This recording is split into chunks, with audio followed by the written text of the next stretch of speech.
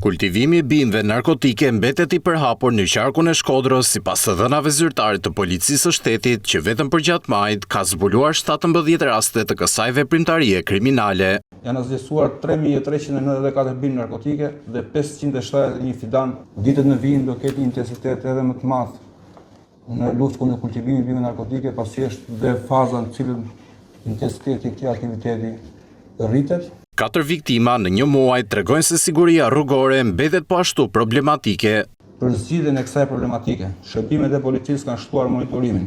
Me nisjen e sezonit turistik, drejtuesit e policisë së Shkodrës thanë se kanë intensifikuar kontrollet për të luftuar veprimtaritë kriminale dhe për menaxhimin e fluksit të lëvizjeve, të cilat synojnë garantimin e rendit dhe sigurisë publike, menaxhimin e fluksit në pikat e kalimit kufitar, si dhe rritjen e sigurisë në zonat turistike bregdetare dhe ato ujore.